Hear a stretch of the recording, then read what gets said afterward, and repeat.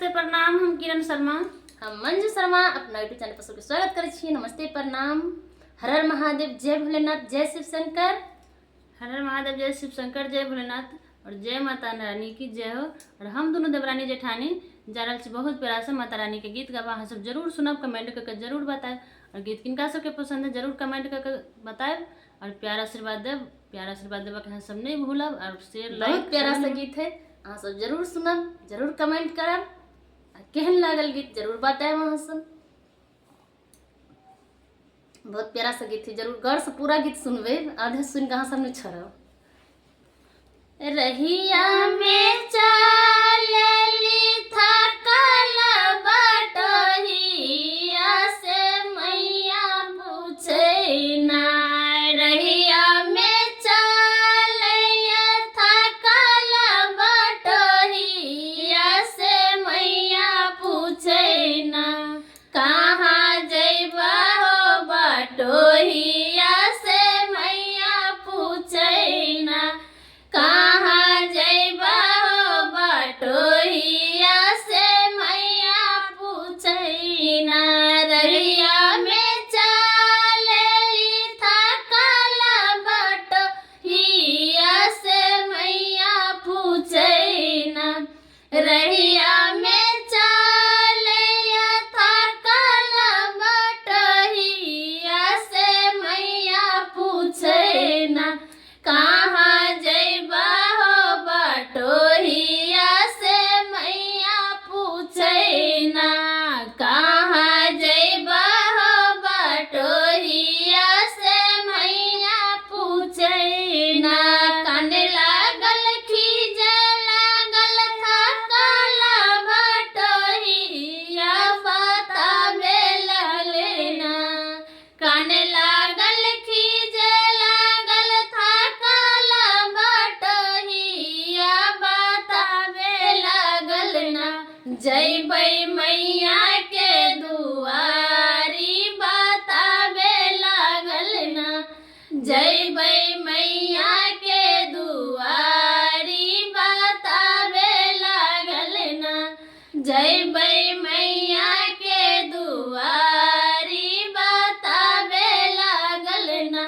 बटही में चलैया अनहरा बटोहिया से मैया पूछे ना। बटही में चलैया अनहरा बटोहिया से मैया पूछे ना। कहाँ जइबा हो बटोहिया से मैया पूछे ना। कहाँ जइबा हो बटोहिया से मैया पूछे ना। कान लागल खीजे लागल अनहरा बटोहिया बताबे लागल ना। कान लागल खीजे लागल अनहरा बटोहिया बताबे लागल ना। जइबै मैया के पूजा ना बताबे लागल ना। जइबै मैया के पूजा ना बताबे लागल ना।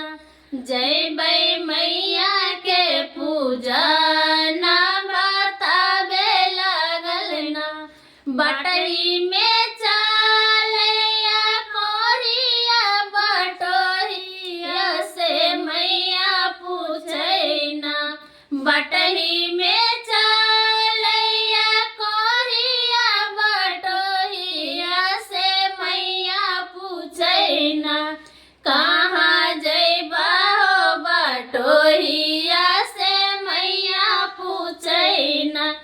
कहाँ जइबा हो बटोहिया से मैया पूछे ना। कहाँ जइबा हो बटोहिया से मैया पूछे ना।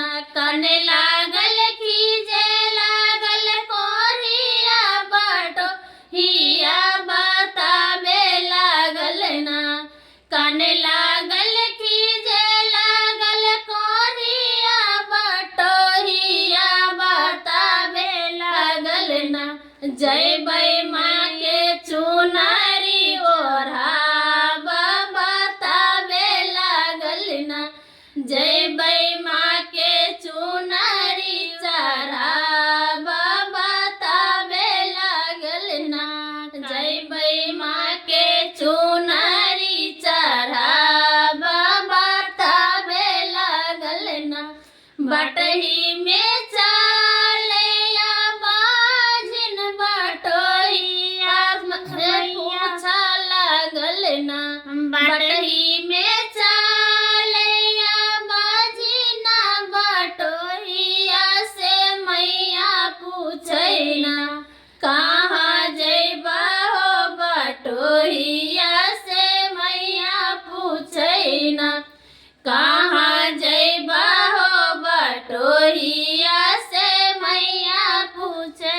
ना रहिया में चलैया बाजी ना बटोहिया से मैया पूछै ना रहिया में चलैया बाजी ना बटोहिया से मैया पूछै ना कहाँ जइबा हो बटोहिया से मैया पूछे ना कहाँ जइबा हो बटोहिया से मैया पूछे ना कन लागल खींचे लागल बाजिन बटोहिया बतावे लागल ना कन लागल